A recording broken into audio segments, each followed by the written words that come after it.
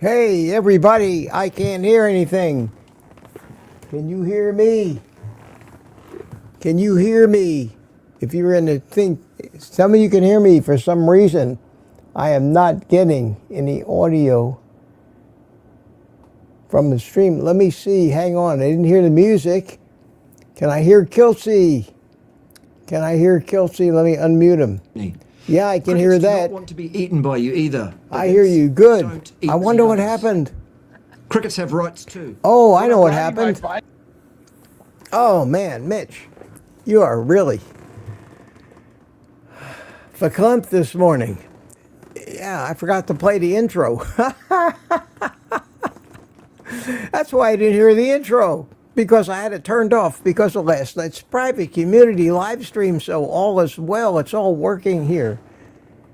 No panic. Calm down. Calm down. I guess Kelsey's going to run long this morning. They're going like crazy over there. I watched the whole thing. It was a great discussion. I was happy to see Bart Kay, who I admire. I was a little torqued off at the way he treated the senile old man the other day, but I respect Bart Kay, and I wanted to see, because I know that he and Kelsey have differing ideas on a lot of things. And everybody was anticipating the conflict. Even in the title of that video, if you noticed on the thumbnail, it says that Bart Kay confronts Kilts. That plays on the fact that people like to see conflict, like to see confrontation, which is why Bart does so many of these videos, response videos. But I've known Bart for a long time, not a lot, but I know about him, and I keep telling people his persona on his streams is an act. And today we all got to see, if you watch it, pretty much the real Bart, his real personality, and without the shtick. Shtick sometimes entertaining, but also the source of tremendous misunderstanding. So, looks like they're wrapping it up over there. I'm going to stop paying attention to them and start paying attention to us. So, sorry about the intro not being there, but you did get to see me for 30 additional seconds, puzzled, wondering where the hell's my countdown music. So let's go over to here for right now. And here I am this morning wearing sweatpants because it's 50-something degrees outside. It's one of those like first days of fall down here. And I went outside and I watched most of Bart and didn't pay attention to come in here and actually setting up the stream, which is why I forgot to turn on the intro. So I'm going to do right now. I'm going to go into my screen. I'm going to say, turn on the outro. So at least at the end of this video, you'll be able to see, me fading off into the sunset there, standing up from my outdoor studio last year when I filmed that. Well, good to see you. Got a lot of people here today. Everybody was over there at Kelsey's for the drama, and everybody's here evidently for the drama as well. And he's still got 150 people over there. I've got around 80 over here. Wow. And I think a lot more people will come over from Kelsey as soon as he wraps it up. And he hasn't wrapped it up yet, but I knew this was going to happen. I fully anticipated to play some elevator music for about 10 or 20 minutes and let him finish and let everybody watch it. It was a good stream. I had a good stream over there this morning. I was very impressed, but let's get down to the business at hand. First order of business. I say welcome to Morning Coffee with Mitch. I say drink it if you got it. I have my grumpy old man cup today because it's huge. And I figured I'm going to need mass quantities of coffee this morning. But as a spoiler, rest easy, rest easy. Everything is cool. Everything is cool. The chat is wide open. Feel free to chat away. And I'll tell you about our meeting last night, the help I got from my friends in the private community, how we decided, knowing me and my idiosyncrasies, might be the best way to go forward, and made a new plan. So, you know that video that I put out there yesterday? Remember that one? I think about 700 people or 800 people saw it. Not very many in the overall scheme of things, but created a furor, and I'll tell you about that. In the famous words of Emily Latella from Saturday Night Live, that's Gilda Radner's character, never mind. Okay, some of you probably remember that.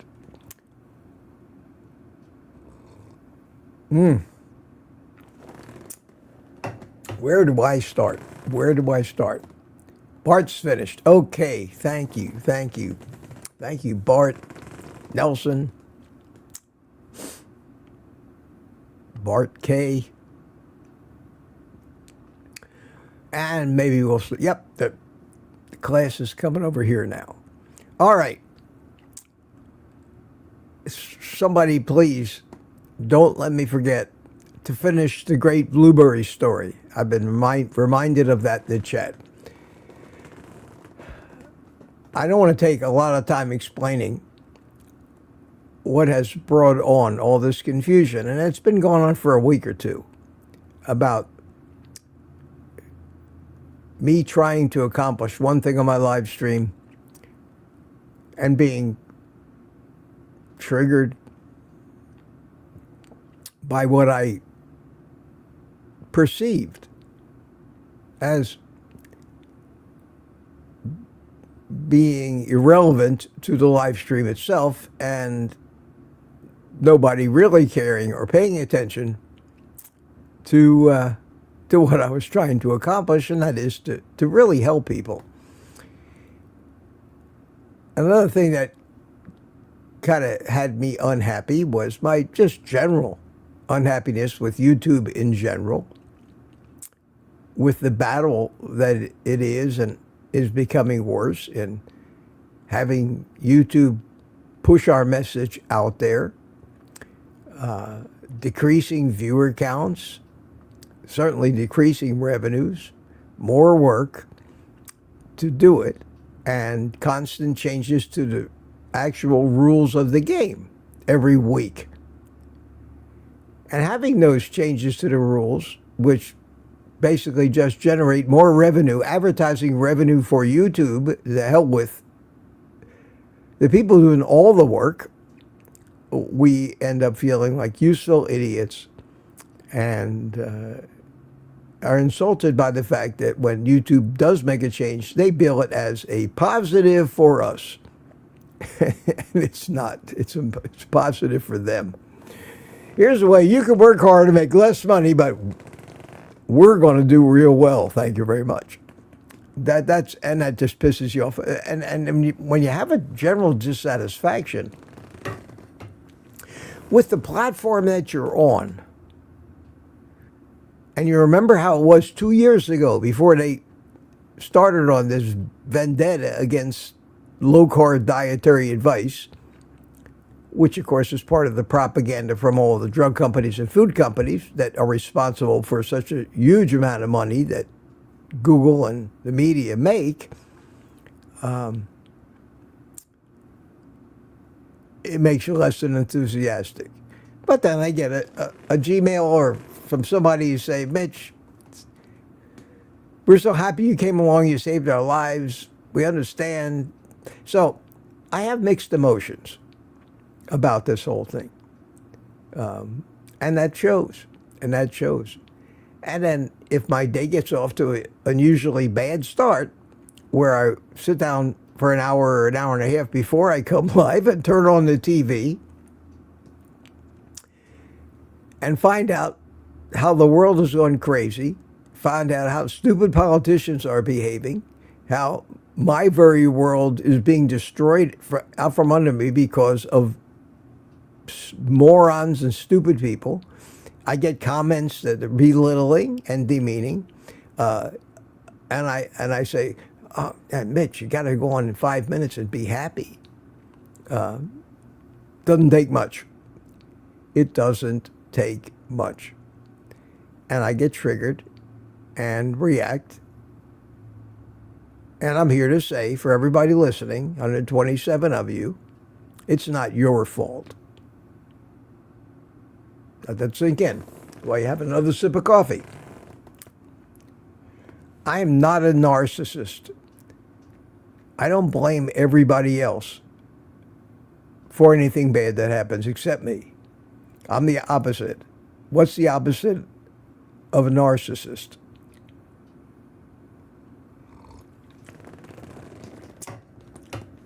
I always figure it must be something I did wrong. I don't like trying to blame other people. So with that attitude, I've been trying to fix it. Then you go to fix anything, I always go to the root cause. Why does this problem exist? And I zeroed in on people not paying attention to me because they're distracted. Why are they distracted? Because they're chatting about subject matter that has nothing to do with me.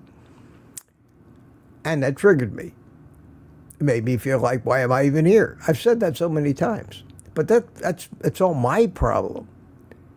My problem. You guys are just doing what you do. And in most situations, other than when I want you to pay attention to me, and I have no right to demand that either, but I would like it. It would make me feel good. I encourage you to chat.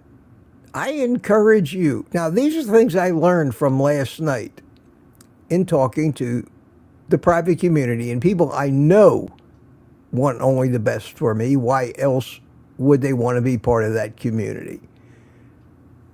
Great friends. The Thursday night live stream is always, always great. I always come away from that with a big smile on my face saying, isn't life grand? I enjoy live streams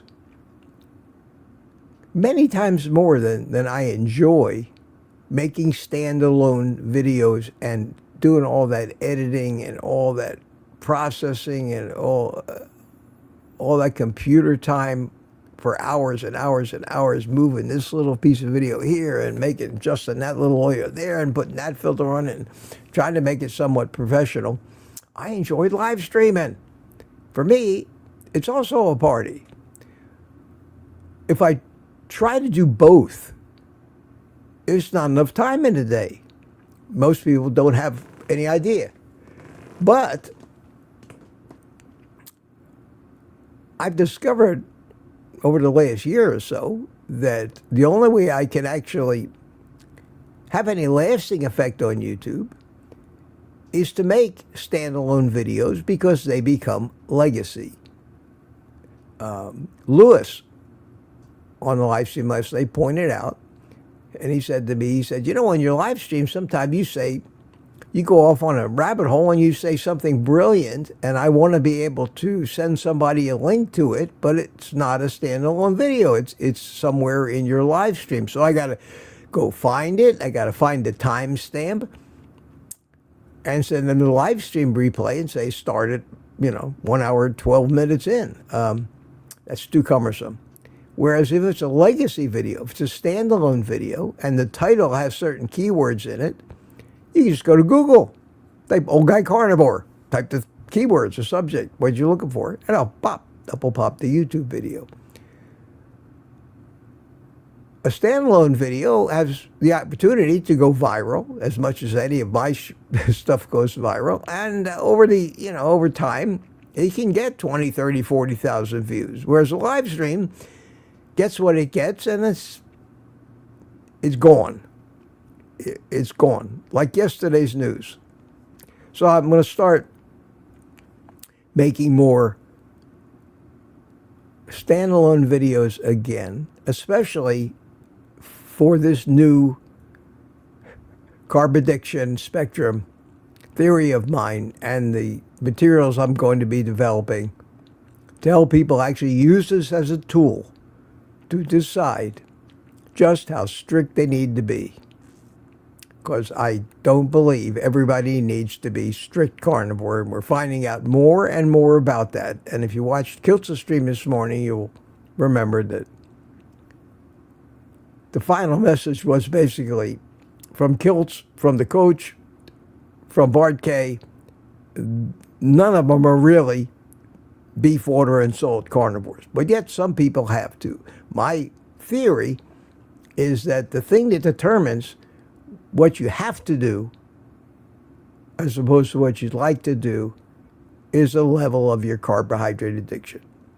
Because for those of us that are like level 100s, one blueberry, and we're not carnivores anymore, we're standard American diet again.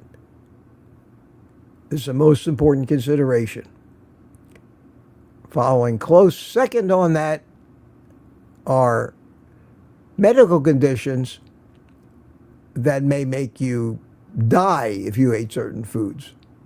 The people with the ulcerative colitis, the Crohn's disease, they lose their colons if they eat plants, for the Michaela Petersons. So it is a spectrum. From those people that can eat anything in any quantity they want and live to be 110, to people like me who 1 gram of carbohydrate, of sweet carbohydrates, and I'm torturing myself. I'm going to do all of that talk, all of that teaching on standalone videos so that they become a reference. Because if I try to do that during a live stream, not enough of you will be paying attention because you're here for the social aspect, some entertainment, maybe not get a question answered, and I don't want to take that away from you. So everything I said yesterday about making the morning live streams for the private community only, we decided that's not a good idea. The live streams in the morning will remain open to everybody. The chat will not be limited, other than the fact that in order to chat, you have to have been subscribed for 1 day. I don't think that's unreasonable. It keeps the trolls away, at least. Unless they're so anxious to troll that they subscribe today and come back tomorrow to piss us off. So, in that respect, it's going to be a party. I'm going to stay positive. I've always said that. If you go look at my older live streams, I used to come in here and say, the reason for this live stream is for your support, to make you feel positive about this, and somehow the whole thing just metamorphosized into a classroom, and it's not. It's not. The classroom is going to be the standalone videos. You're free to watch them. Be as distracted as you want. If you're watching my standalone video and you're talking to somebody on the phone, reading social media at the same time, then I've done the best I can for you. But I'm not going to demand that you pay attention to me. I can't do that. I can't do that. You have no obligation to pay attention to me. And I have no obligation to help you. I'm doing it because I want to, and I love this YouTube stuff, and it's become my life, because being a housebound, semi-crippled, stroke-recovering 78-and-a-half-year-old man, what else do I got to do? to have a purpose for getting out of bed in the morning. This is it. So last night we talked about it and talked about it. People came up with ideas. Everybody thought I basically rejected every one of their ideas, and I didn't, because when I summarized what changes I'm going to make, everybody finally says, "Oh yeah, that's good." My ideas didn't work, and other ideas don't work. I'm trying to find out what does. I hope this works out. I hope that some other changes I've made will help me, because basically this has been becoming way too hard on me. And that's a consideration that I have to put up at the top of the list. Is this hindering my health, my ability to heal from the stroke, causing me stress? And that's why I waffle back and forth. And I've been waffling back and forth about whether it's worth it for me or not. And the chat's rolling. Another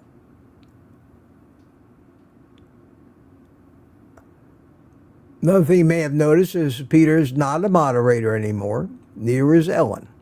I'm an equal opportunity. Equal opportunity. I don't want moderators in here anymore.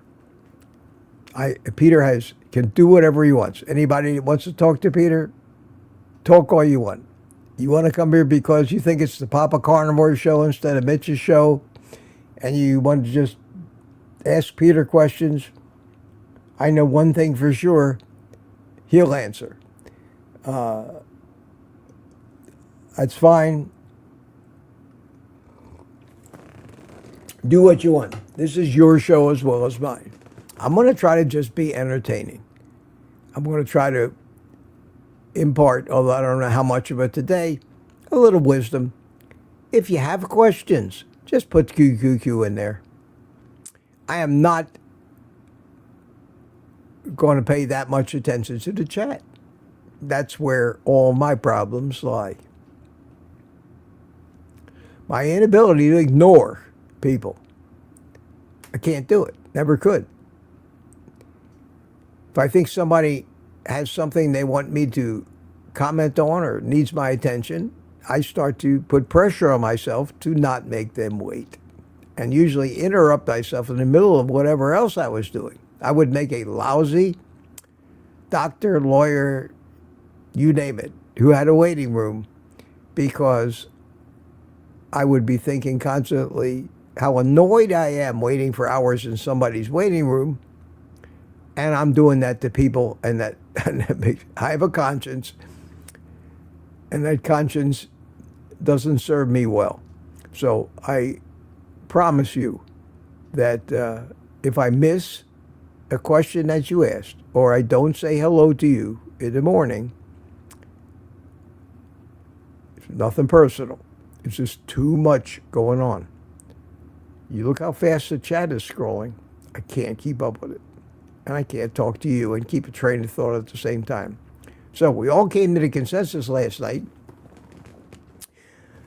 And most of the people in the private community chat told me, Mitch, we're not insulted if you don't get to our question. We don't feel like you're ignoring us.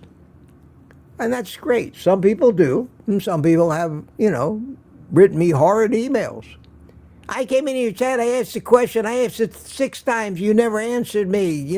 If you can't do a live stream and answer the questions, and my answer to all those people basically is go F yourself. One man can't do it.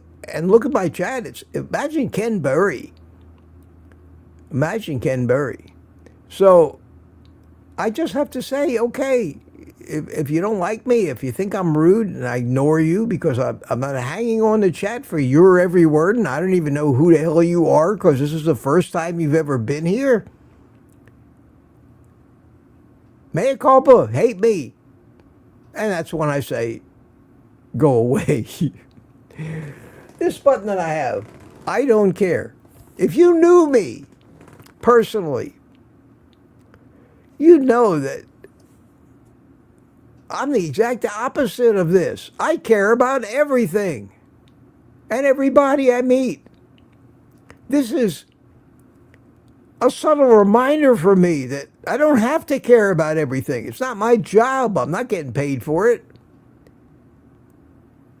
To just divert my complete attention to somebody with a problem. It's not my job to fix the world. And I punish myself. Why do I even try? So I got this button. And it's a defense mechanism, trying to convince myself that there are things that I don't have to care about. So again, any of the turmoil that's happened on this channel and in these morning live streams that's happened in the past couple of weeks is a trouble with me. It's a trouble with me. It's PTSD from a lifetime of unfair abuse from every direction, of being stolen from, of lied to, of having to deal with unreasonable people. And I'm like a battered animal cowering in a corner sometimes. And it doesn't take much for me to say, I got to get out of here. I got to leave. Got to go. Because one of two things is going to happen if I stay. I'm going to viciously attack, most likely, because of years of pent-up frustration and anger of being. And it's usually sometimes, like most world wars, starts over something that was so trivial and unimportant in the first place. But in those situations that start these world wars, your anger builds up, you justify your actions. That's why yesterday I felt it coming, and I just calmly said, see you tomorrow. And then I put out that video, which was a knee-jerk reaction to how I was feeling at the time. And that's all on me. That's all on me. So I hope you understand. I'm going to be cutting back on the Morning Coffee with Mitch live streams and increasing the private community live streams. The Morning Coffee with Mitch live streams are going to be Monday, Wednesdays, and Friday mornings at 7. Now, let's see how this works. I hate to tell anybody that this is it. This is the thing, because it's never it. Life is never it. Changes every day. Monday, Wednesday, and Friday, Morning Coffee with Mitch, 7 a.m. Tuesday and Thursday evenings at 7, private community live streams. Nothing on the weekends as it stands now, except I reserve the right. Anytime I'm bored, anytime I feel the need to have some friends over, anytime, day or night, I reserve the right to pop up and say, let's get together for a little while and talk. Because you guys are my social life as well. Which is the one thing that has kept me from just saying, I don't need this. I don't need this. If it's going to cause me any aggravation at all, I don't need it. So, I need to grow a pair. It's easy to give people advice. Go grow a pair. Well, go to that birthday party and, just don't eat the cake. Yeah, right. Okay. Alcohol. Don't drink. Don't drink. It's that easy. Yeah, okay. All right. It's that easy. It's not easy. We all have those things. And don't blow your top when somebody pushes your buttons. And you know how I love buttons. Well, I don't love those buttons, but I got plenty of them. So this is the way we're going forward. Monday, Wednesday, and Friday after Kelsey. Tuesday and Thursday evening, with the likelihood, if I'm not too busy making standalone videos the rest of the time, because I think that's more important than the live streams. I do the live streams because I enjoy them, But I make the videos because that's basically the way to get my message out there. I'm not going to get my message out there in the live streams. Barry Simon, we were talking. Thank you, Barry. Barry was on with us last night in the private community, and I was telling them why I was so pissed off yesterday morning, because I watched the news. I watched Kilt's stream, and I found that yesterday morning triggering to me from the religious point of view, and I can't help that. I'll never change it. I have my beliefs, you have yours, and I can't just sit around and listen, be in somebody else's church for an hour. And it's got nothing wrong with Kilts or anybody there. It's just me. It just brings back painful memories for me. So he said, "What do you watch?" He asked me, "What do you watch before you go to bed?" Because I sleep like a baby, and I told him, "I watch South Park. The single funniest and most distracting thing a human being could possibly watch if you're a thinker like me." And I watch it for maybe an episode, and I shut off the lights, and I fall immediately to sleep and sleep like a baby. And I wake up happy. Because I went to bed laughing. So he said, "Well, why don't you watch South Park in the morning? Why don't you watch South Park in the morning before you do the stream? Don't watch Guilt. Don't watch anything. Watch South Park." And I said, "That's a great idea." But this morning, since Bart K was going to be on Kilts, out of curiosity, I said, "Well, I got to at least start this and see which direction it's going. Are he and Kilts going to be at each other's throats?" Because they each have very individual ideas, although you may not have gotten it if you watched the stream this morning. They have very different ideas, and which is okay, because Kilts and I have some areas where we have very different ideas, and we agree. And Bart K and I have different ideas on things, but I respect the hell out of him. And I think let's put it this way. I did not disagree with a single word that came out of Bart K's mouth this morning. That's me. And since Bart K didn't insult anybody with language that even I would never use in public, like he does when he's playing his shtick and doing a reaction video, I didn't find any fault with it. And he even admitted that gets, and he did the little click motion. He says that's done to get clicks. And that's what YouTube has pretty well turned all of us into. Hucksters and carnival barkers. So that we can get clicks, so that YouTube can play their ads, or finally extort the poor viewer to pay their $15, $16 a month so they can view YouTube without the ads. And the torture that makes people finally join and give in just keeps getting ramped up.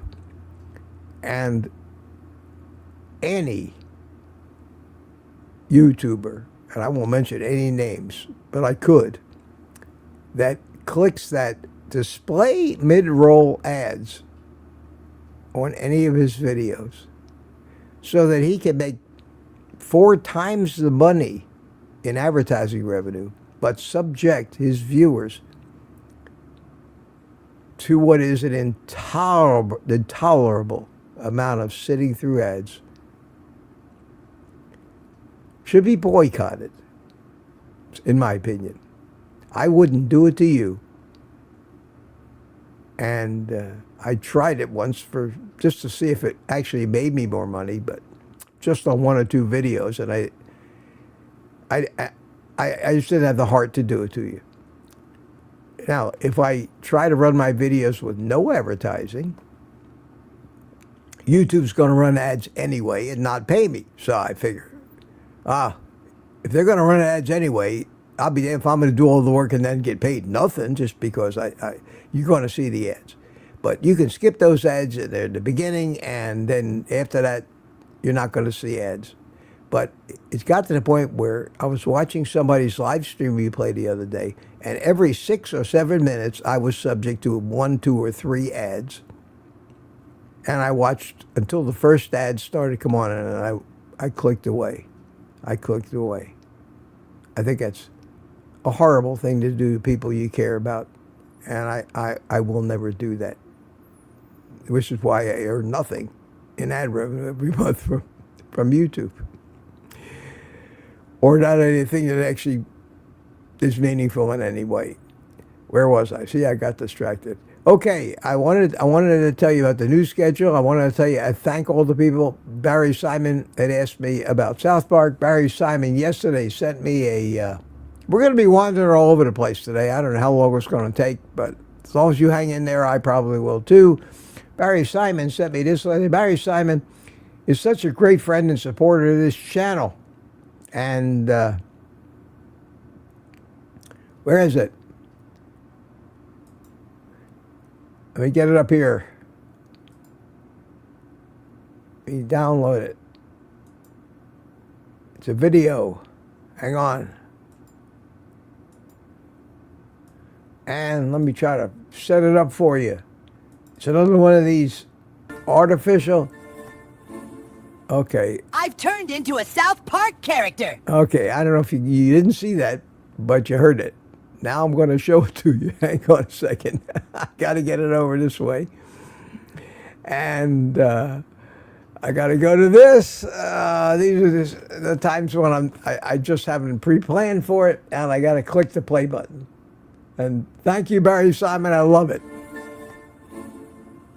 I've turned into a South Park character. Oh, man. I love it. I absolutely love it. Thank you. Thank you, Barry. I'll probably keep using it until you guys get tired of it. But Barry did that to cheer me up, and cheer me up he did. He did. And you can't not want to be around. You can't want to walk away from people like that. You just can't. And that's the kind of thing that keeps me from just, as I like the expression, taking my football and going home.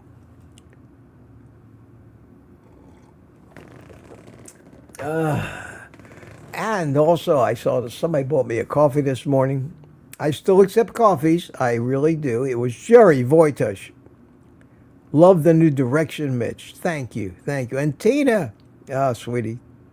Tina bought me a coffee. Says, you got this, Mitch. Jerry also bought me a coffee last night after the live stream. That's so great. And my estimation of how valuable or how I view people has nothing to do with how much money that they give me. It really doesn't. It really doesn't. I know there are a lot of people that watch me that don't have discretionary income, that are struggling. I know what that's like because after I lost my computer company, I struggled for 10 years. 10 years after a bankruptcy. Was, lost my house. I know what it's like. I agonized over the price of cucumbers. Wouldn't take any money from my kids. I'm too proud for that, I guess. But I know what it's like.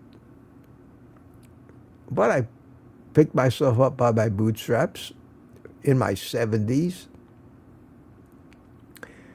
and built a little side gig doing computer work and all that with my daughter and started to make some decent money. And then I started the YouTube stuff, and I'm not rich, but I'm doing fine.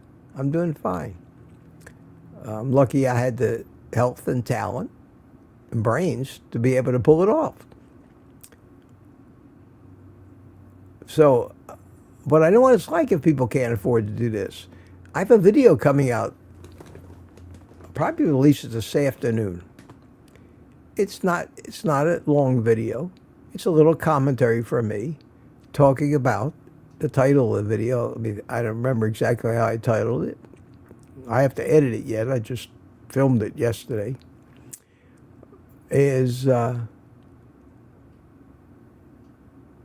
can you still afford to be a carnivore? Because that's the first thing I notice is I can't go to Sam's Club and buy what I used to. Not without doubling what I spent. And I don't have we all have a budget for everything. And that's why on that theme, I made that video from the other day that showed you my Sam's Club delivery and just exactly how much food I could get. But you may have noticed there was no ribeyes in there. So I've had to readjust the whole way I do carnivore to be able to afford it without really sacrificing the benefits of it. And that meant ribeyes are now a luxury. And I know that I'm not the only one, that a lot of you will watch the big guys, who will remain nameless, who make a ton of money and are always showing off the sustainable farm-raised, grass-finished, grass-fed, beautiful meat that they got from, this farm. And you sit there just like I sit there. And I say, thanks a lot. Thanks a lot. Appreciate that. What am I supposed to do? Send me 100 pounds of that stuff? I can't afford that.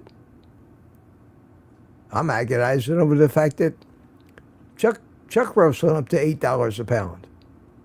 So I made a video for everybody that's like me and not like the rich guys that can afford to spend $50 for one ribeye. Some people have to try to figure out how to eat a week on one ribeye. So since I'm in the same boat as most of you, I'm going to try to help in that department and show you what I'm doing, and maybe you get some ideas from that. So that video is coming out this afternoon. Another thing, I'm never going to cover all that's on my mind this morning, but all is well. I'm happy. I'm aggravated about nothing right now. I'm doing okay. Still improving little by little by little. And we're going to try not to descend into that abyss where I found myself for the past couple of weeks. And I take the blame for all of it. None of your fault. Chat away. Just don't hate me if I don't respond to everything that you say, because I probably won't see it. Anything important that you need to tell me, you can always email me. But trying to keep up with 150 people chatting away like crazy while doing a live stream, anybody who's ever tried this. Okay, Barry Simon. I did see the QQQ. See, that's what happens to me. I glanced over there. I saw QQQ popped out at me. It was Barry Simon.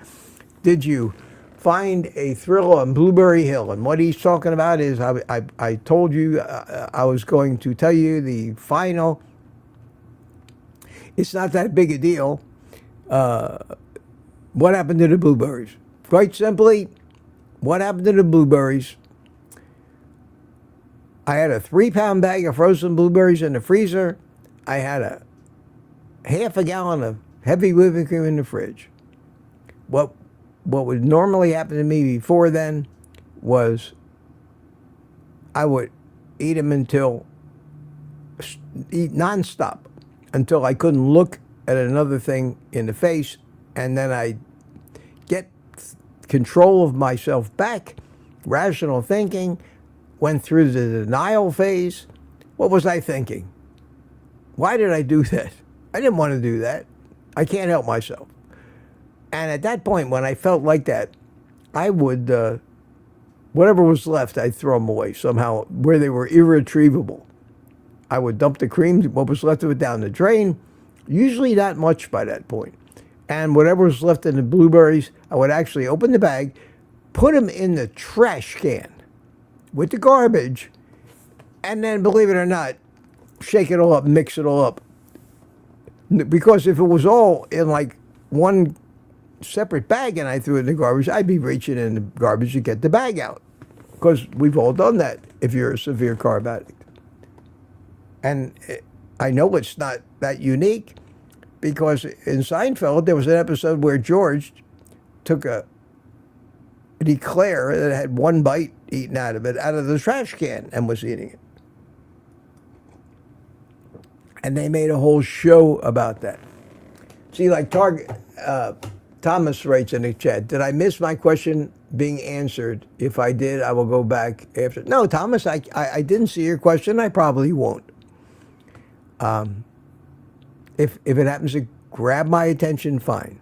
But I have to try to do this stream where I just, whatever I notice, I'll address. And we'll get through it, and you guys chat away. And until I find a good method of,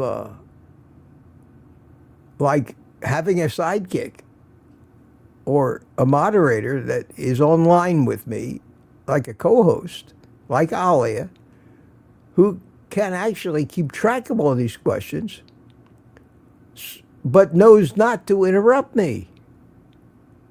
Because that's what's been causing my problem. It's nobody's fault but my own, and wait until I'm done with whatever I'm doing, and I'll answer the question. But I have to be less of a Q&A. And most of the questions you ask me, believe me, are it can be answered. You can find the answer yourself by Googling it, or you can, if you just want my take on something, it's a different story. A method that everybody can use, if you really have something that you want to absolutely hear my take on, and you think I can provide you some insight that nobody else can, not a question like, what's the proper ratio of fat to protein? How do I know how much fat's in 80-20 hamburger? I'm not going to address any of that crap anymore. That is basic carnivore stuff. The answer can be found anywhere in a million other videos. And I'm not looking for that kind of stuff. But you want to ask me something that you think would be helpful for the crowd, and something you're dying to know that would be really helpful for you, oldguycarnivore@gmail.com. Send me an email. Mitch, would you be so kind as to answer this question on your next live stream? And I'll respond to your email, tell you if I can answer that, or I have no way because I don't know you. And the answer to most of these questions is, how would I know? I don't know anything about you. But people seem to think that if they ask Ken Berry a question that requires advice, especially medical advice, that how the hell can he know? He doesn't know you. He doesn't know how old you are. He doesn't know if you weigh 300 pounds or 600 pounds or 120 pounds. He doesn't know if you're a man, if you're a woman. He has no idea what your health is. He knows no idea if you're perfect health or damaged. He doesn't know any of your numbers. How can he give you any advice, even if it was legal? So I can't do that, Thomas, and I don't know what your question was. If it's really important and you want to make sure that I know you asked it, I can't rely on trying to pick it out of a chat that becomes so enormous with people talking about everything, different subjects. I can't address all that. I just can't do it. And that's why I got in trouble. because I've always had a burning desire to help everybody. So, send me the thing. I will actually. I have it in writing, and I'll make a point in every live stream to address any questions that I got by email. It's your job to make sure you show up or watch the replay. That's the best I can do. I'm not a coach, not a doctor. I don't take money from people to give them advice. Everybody else is doing that these days. I don't take any money, so I'm not obligated to help. I help because I want to. Because I want to.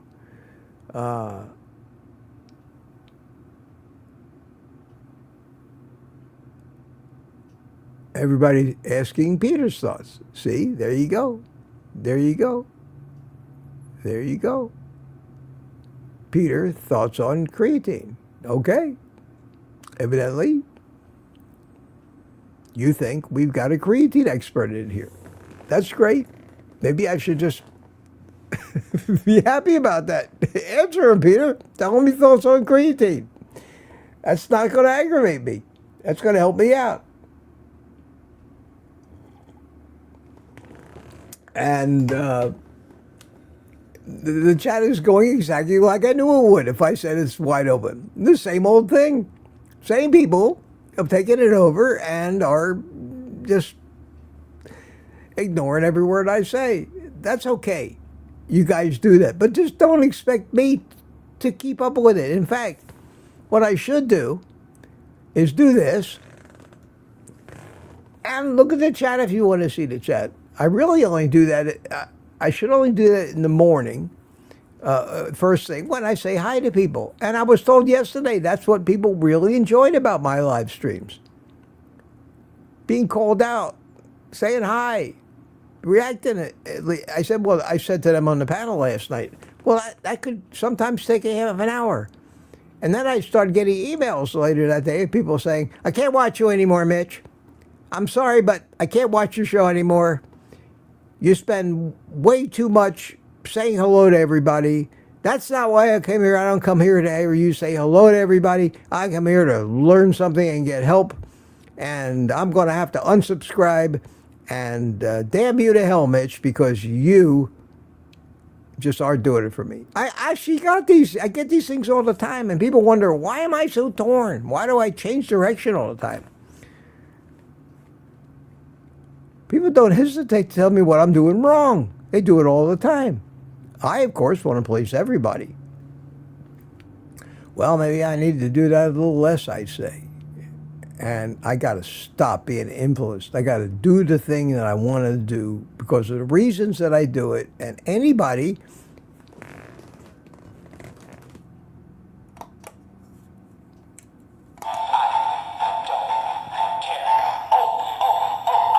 Thank you.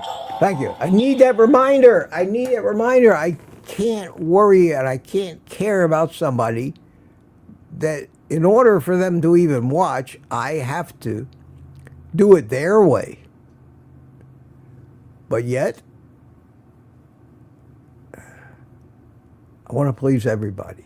So I gotta become stronger. And if you feel ignored or you feel like I'm not doing what you want me to do, I have to say to you, sorry, this is what I can do. And if it's not good enough for you, nobody's chained you to the chair. I hate to do that because I do care. I do care. So you have fun. You have fun and chat away. I'm going to spend when the stream opens, be ready for it. I'm going to go through the chat. I'm not going to read every entry, but I am going to say hi to people. I like doing that. People like hearing their name, and I'm saying say good morning. I'm going to react to the chat. I'm not going to do a thing today where I'm just telling you random stuff as it comes to my mind. I will look for the questions like I used to do. If you remember, I have a way that I can search the chat for the occurrences of the capital Qs and it takes me right to the questions. I'll probably go back to that. that lets me kind of filter out all the noise and get right to the questions. And I'll look at the question, and if it's something that I think might be, if first of all, the first criteria is, am I qualified to answer this question? Because that's important. Too many people feel that they have to answer a question even if they don't know what the hell they're talking about. Well, I'm sorry, I don't do that. So everybody that asks questions, I'm not obligated to answer. I can only tell you, I wish I could help you, but there's too much I don't know to give you a meaningful answer that I might be confident that I'm not actually hurting you more than I'm helping you. Something that all these coaches, all the people in the chats who answer other people's questions have to always consider. Always consider. Look at yourself. Am I really that knowledgeable? Or am I basically just a huge repository of shit that I heard from other people? So what am I doing when I answer these people's questions?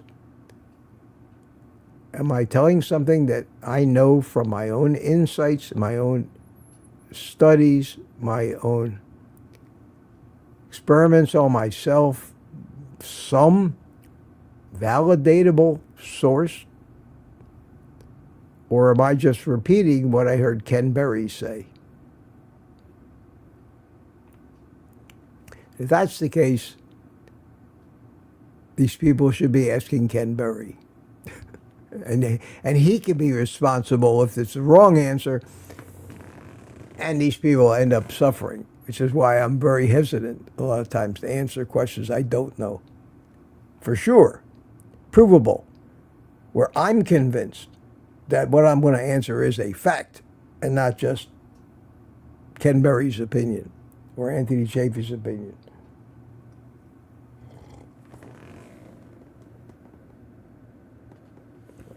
Barry Simon, see, the question, Barry, I don't know what it is about yours, but you put QQQ in the chat, and I look over it, and there it is. Any opinion on this rock that just went around the sun? No, not really. I haven't paid attention to it. I don't care what it is. That brings my opinion of, is there alien life in the universe? I'm a staunch believer in the Fermi paradox, which none of you have ever heard of, but should look up if you're interested in aliens and little green men and worrying about someday being abducted and anally probed. You really worry about that, you should start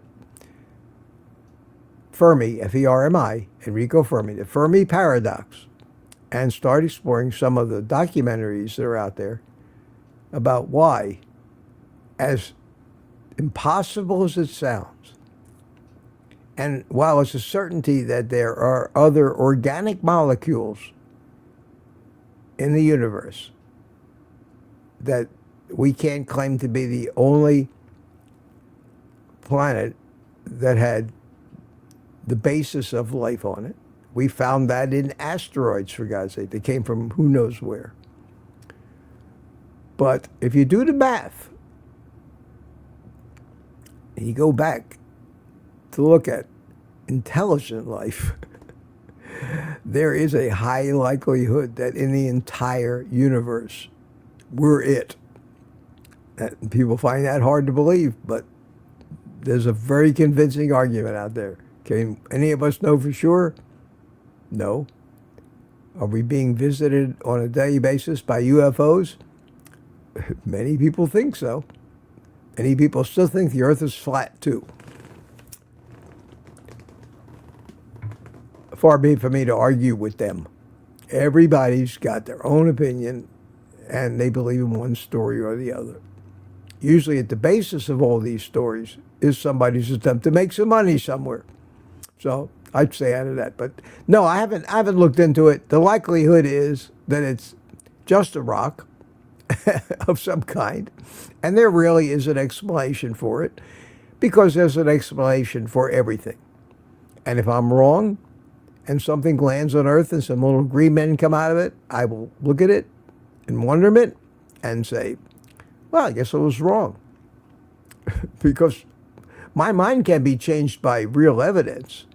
But at this point, all you're hearing is opinions, I guess. In fact, I didn't even know it was that much of a controversy until you put the question in there.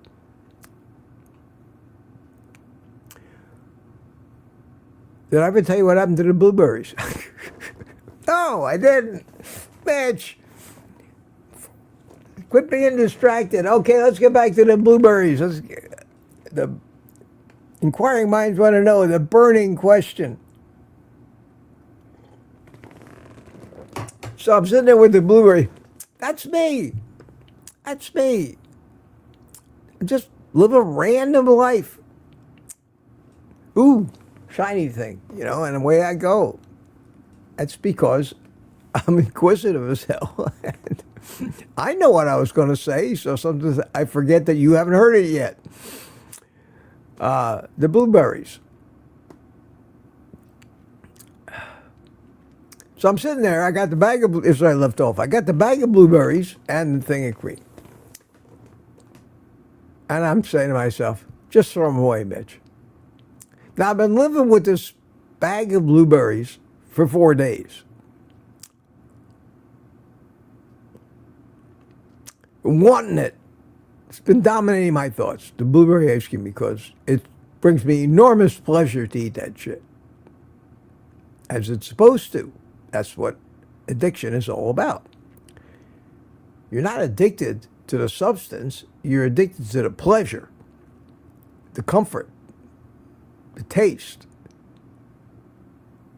You're addicted to anything that would mimic that particular thing, but in this case, it just happens to be blueberries and ice cream made together at a certain consistency, like soft ice cream. All real food. Not too sweet, but plenty sweet because of the blueberries, and really sweet if you don't eat sweets. 4 days I've been living with it. Now, to give you an example of another addiction and what that might be like, imagine you haven't had sex for 2 years. And you go out on a date with a really good-looking woman or man, and the juices start to flow. You get horny, you know what I mean. And they invite you home with them, and you start getting your hopes up. And the anticipation of the pleasures of having sex start to hit you, and that's what the dopamine does for you. It's not the sex that gives you the pleasure or creates the drive or the cravings. It's the anticipation of the reward. Sometimes the reward is a tremendous letdown. But the anticipation of it is what propelled you forward. It's what got you out of the cave to go hunt the animal. Or go out there and dig in hard dirt until your fingers bled, digging up the tubers and the roots when you're starving.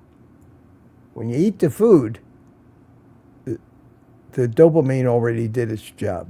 Dopamine, even though they don't talk about it like this, is not a pleasure hormone. It's a motivating hormone. It puts you in a mindset where you're driven by the anticipation of the reward. That's very important. Which is why having those, for an addict, just having that food around in your sight, puts it in your mind, that is where the dopamine starts flowing. And the cravings start happening because it's right there, right there. If it wasn't right there, you might go do something else instead. you might go, oh, let me just eat some bacon and eggs instead. And then your hunger goes away, and chances are the craving will go away. That's why addicts cannot be in the presence of whatever it is they're addicted to. And if you haven't gotten laid in 2 years, the worst, and you still have a sex drive, the worst place you could do is to go hang out, if you're a man, in a topless bar. Sorry, it's just torture.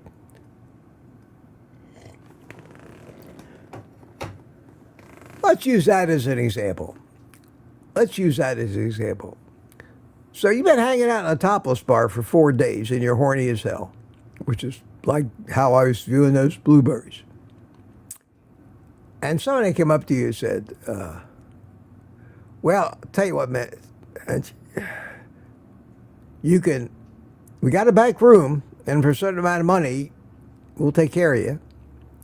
But you'll feel like shit afterwards and wonder what you were thinking, but right now you're not thinking.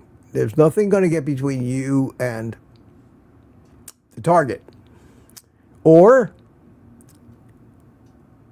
you can maybe just go make out for a little while, but never really do the deed. And maybe that'll satisfy that craving of yours enough where you'll have the self-control back, where you can actually just say, okay, I'm going to go home now.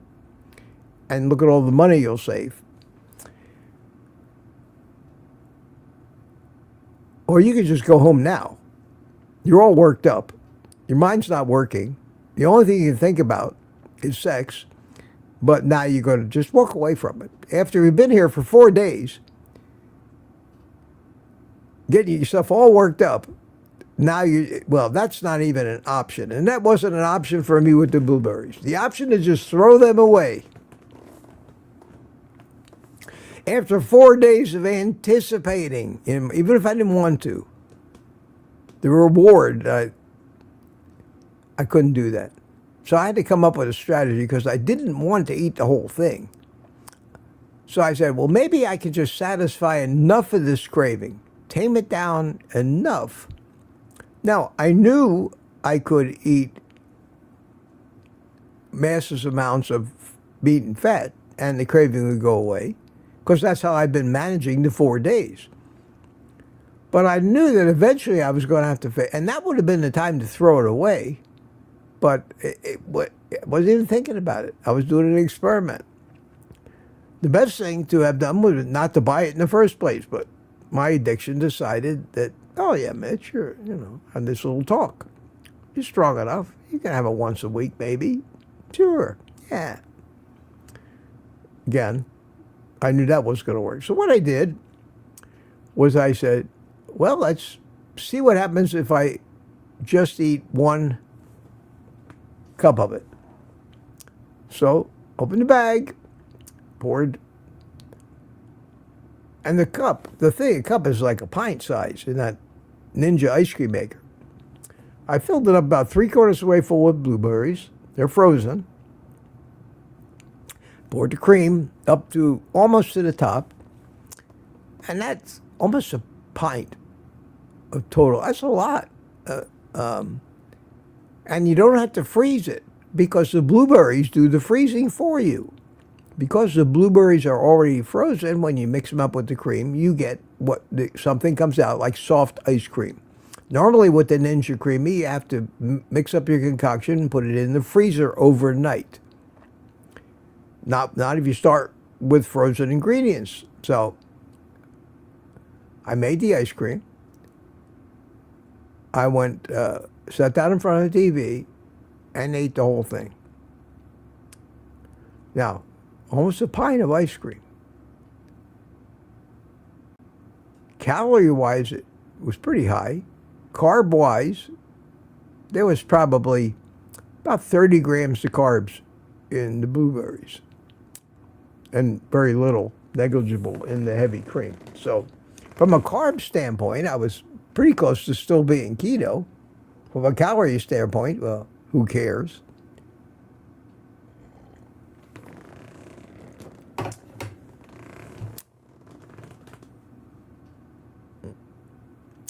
Finished it. Didn't even think about it. Went back, filled it up again with blueberries. Well, just one more. Filled it up again with cream. Made another pint. Now I'm up to a quart. Now my carb count is getting to 60 or 70. Now my calorie count, God knows what the fat count is, that much heavy cream.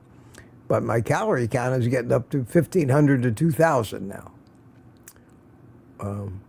Not that I count calories, but that's still a lot, when you think about food value. And I made another one. And I wasn't even thinking it. I just acting now. This is exactly how it always went. And so I ate that one. At the end of the second one, I took stock. I tried to grab conscious control back. The urgency had diminished. The fact that after you eat a quart of anything frozen, it kind of numbs your taste buds a little bit. Each spoonful of that stuff was not as satisfying as the first spoonfuls were. And I made a mental note to be aware of that. At that point, I said to myself, if I stop now, it hasn't been good for me, but I'm not likely to get sick because of it and suffer stomach aches and bathroom adventures, because that's what would happen. The craving had reduced enough where I actually got control of my willpower. I immediately dumped the blueberries in the trash can. There was quite a lot of them left. Most of the bag was still left in the trash can. Mixed it all up with the garbage. Poured the cream down the drain. And I said, there, I did it. 1/2 hour later, I was questioning. I wish I hadn't done that. And I started craving it again. So the blueberry experiment ended with me unhappy, feeling denied, being upset about the fact that I'm such a carb addict. I managed to gain control, but it didn't take long, which is why, like they say, when you eat Chinese food, you're always hungry an hour later. It's because of the chemicals. You get addicted to them, and you reach a point for a short period of time where the addiction lets its grasp on you go, but the urgency will come back. And that's when I just had to say, well, I can't satisfy this urge because I'm not digging for the blueberries in the garbage. And that was it. And I thought I was hungry. I may not have really been hungry. It may have been just a craving. But I went ahead, made myself some bacon and eggs, and ate, and haven't thought about the blueberries since. And that's how it ended. And I learned a tremendous amount, because everything I thought, everything I theorized, is actually how it happened. And I'll still, at some point in the future, give it in again, hoping that maybe now I can do it, and we'll have to go through the whole thing again. And if I manage to stay carnivore, and that's the only time I give in to the cravings, and I can only do a little bit. And if there was a way that problem with, if I buy ice cream, I can buy it anytime. This is at least makes me buy a mass quantity of it, which I don't want to do because I'll know what's going to happen, and keeps me from starting it. But I'll probably do it again, and I'll probably fool myself, maybe even fool you, and give you some logical sounding reason why I want to do this experiment again, forgetting about the fact that doing something stupid and repeating it, expecting different results, is the actual literal definition of stupidity. So our subconscious mind has the ability to make our conscious mind stupid. Stupid. And evidence of that is everywhere. So that's what happened with the blueberries. That's what happened with the blueberries. It was interesting. Let me do this real quick. Let me see what, go into the chat here. What else did I miss? I ask you questions, but I'm not paying any attention to your answers. So,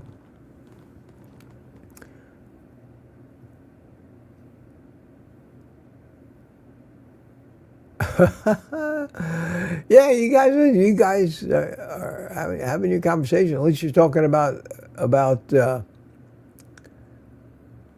Let's see. At least you're talking about cravings. F3, find QQQ and target prime rib. Okay, see, I found it. 734. Mitch, I am having back spasms. What do you think it could be, in your opinion? There you go, Thomas. There you go. How could I possibly know?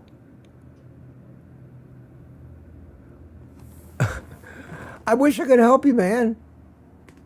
Oh, I wish I could help you. But on what planet, never having met you, seen you, you may have to just walk up to some guy on the street. Excuse me, sir. Why do you think I'm having back spasms? That's the best I can do. I wish I could help you. I have no clue. There are conditions where, unfortunately, you need professional help. Not all doctors are bad, just the ones that fool with your metabolism.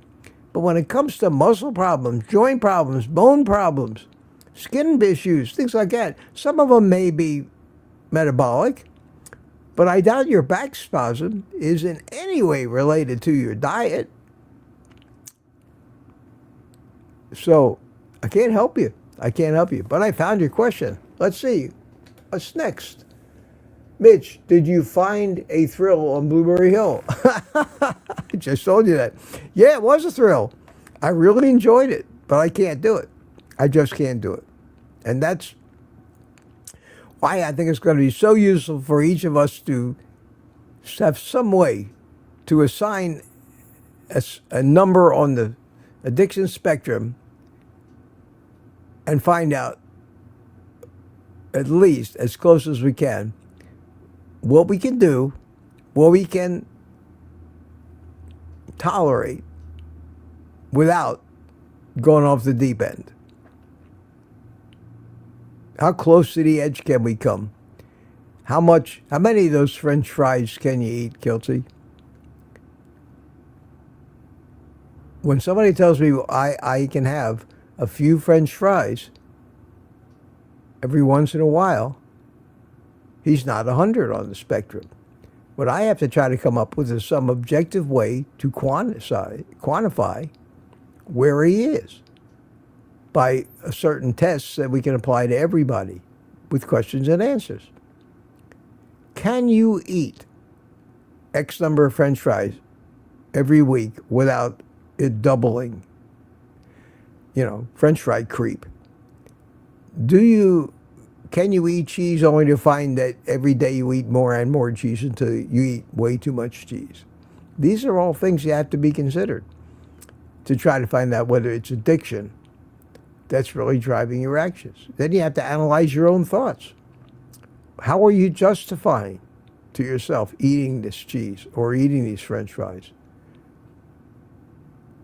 How are you giving yourself permission if you really don't want to? How come you ate that birthday cake when you swore you weren't going to? Why'd you eat those blueberries when you're bound to term? Well, because I lost my mind, that's why. Well, then you got to learn.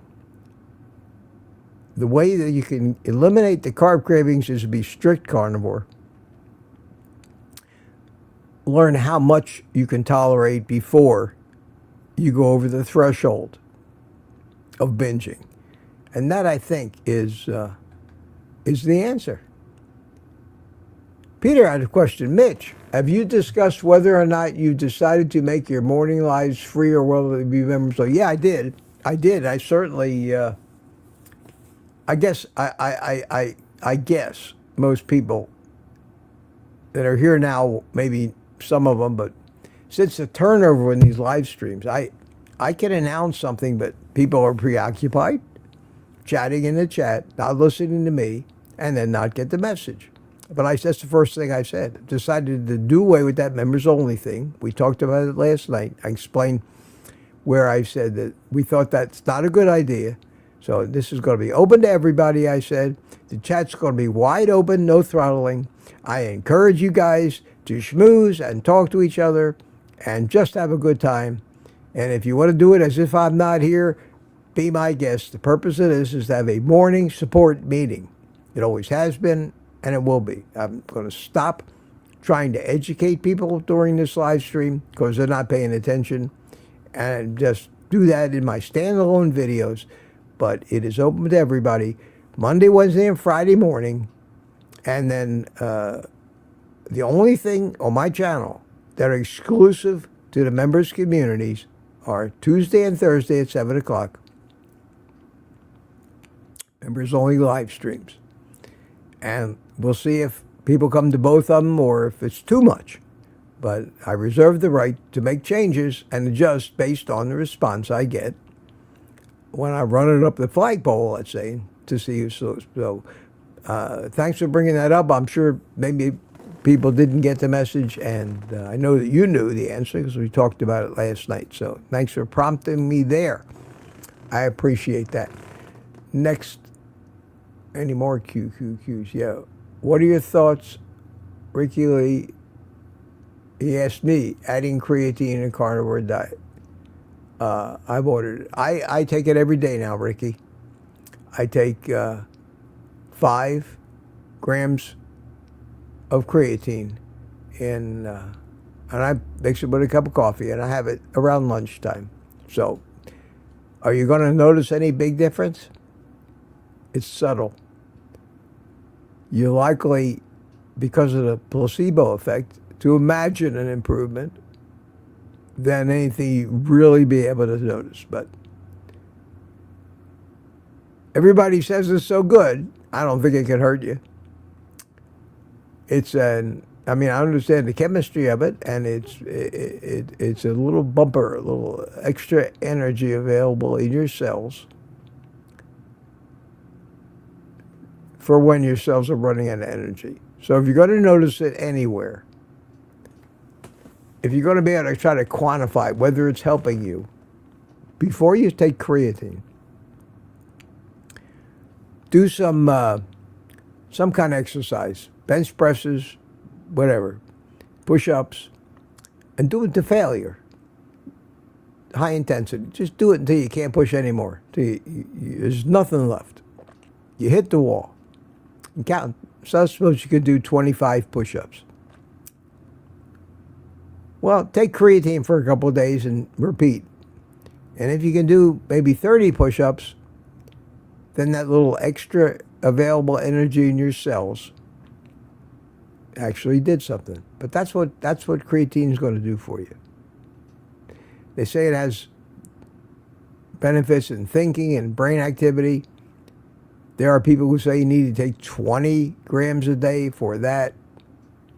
Whether you're going to really notice it, whether that extra 3 push-ups you did actually came from the creatine and not just maybe you got a little more sleep the night before, we have no way of knowing, measuring, or claiming those benefits.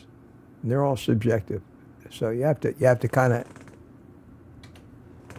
go accordingly.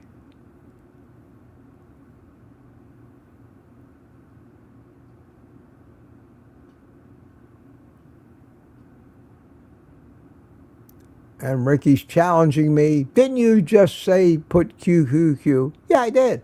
I did, Ricky. I also said immediately after that, I may not see it. And why? So, you could try. And it just happens I got to it today. See that? See that? Don't challenge me, though. Please, don't challenge me. That's exactly the kind of thing that triggers me. That's finding fault with me.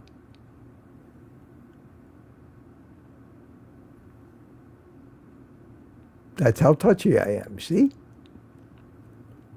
But you, especially Ricky, know that I will go way out of my way to avoid hurting your feelings in any way. And if I haven't proved that to you by now, not with the correspondence we've had, I give up. There's just no other way that I can convince you.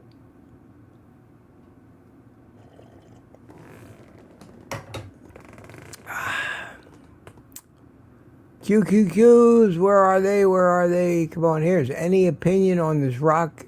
Yeah, Barry, we got there. So I think I've actually found at least the QQQs that are.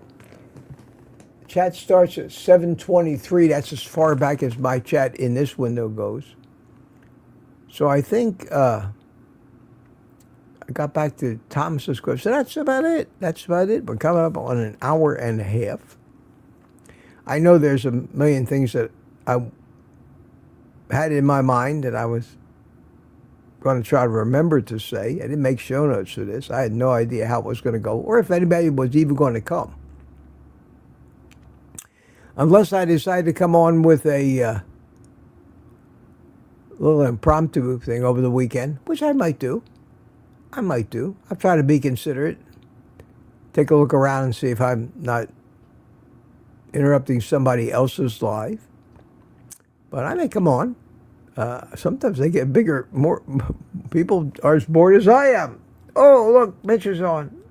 And they chime in.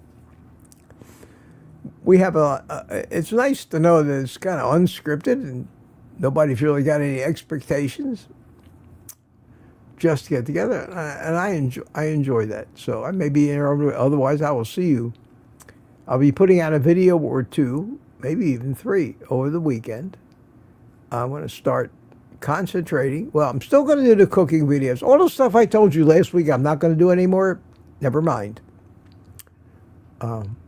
I've been floundering, trying to figure out what I need to do so that I can love it again. It hasn't been easy. It's not an easy thing to do. You see, it's called YouTube burnout. You see it all the time. And just ask any YouTuber. How often, he says, is this really worth it? Do I really need this aggravation? And they come and they go. We've seen it in this community. We've seen them get abused. You've seen me get abused. So I'll be back on Monday morning, 7 o'clock, morning coffee with Mitch. Wide open, just like today. Had a good turnout today. I hope to see you all back again on Monday. Hope you have a great, great, great weekend. A little happy music to end it. And Monday we'll try to get back to the good old days. Say hi to everybody. Talk about maybe a couple of little topics that aren't that serious, but interesting nonetheless. Go through at a certain point and search out the QQQs in the chat, address them, and when I get done, it'll be time to go home. And that worked out for a long time, before and after my stroke. Look out probably later today or tomorrow for that video of me addressing the can you still afford to do carnivore these days with chuck roast costing $8 and ribeyes costing $20, $25, $30 a pound in some cases. And what do you do about it? And what have I done about it? Because I've had to change. I've gone from having 200 pounds of ribeyes in the freezer to having 4 or 5 of them in the freezer now. And I've been maybe once a week. Can I still do carnivore? Yes. Yes, I can. Anyway, hope you find that one interesting. And all that being said, You all saying goodbye in the chat? Everybody saying goodbye in the chat. Let's see. We get down to the bottom of the chat and see what we got saying goodbye. We have Vinny Skin goodbye. Everybody, Couch Potato, Greta Brunswick, Bacon Runner, Donna Ray. How you doing? Mike Silly Sr. DS111. Beware any blueberries. Yes. Yes. And I'm putting together a collection of the AI videos that Barry sent me, and he's got one of the blueberry monster. And we'll use that stuff from time to time. Rick, good old days with all the new friends. Yes, Rick. Yes, it is. And everybody stop by and see Rick tomorrow morning or tomorrow afternoon. He'll still be here. Can't get him to stop once he starts. And visit with him. Charles Sandcloth, Laurie Weitzel, 24 Pickles. Wow. Somebody I haven't heard of. Wherever he is, it was 3 a.m. Wow. Wow. How about that? Must have been down under. Okay. With all that said, have a great weekend. Have a great day. Take the rest of the day off. Let's see if the outro works. And eat meat.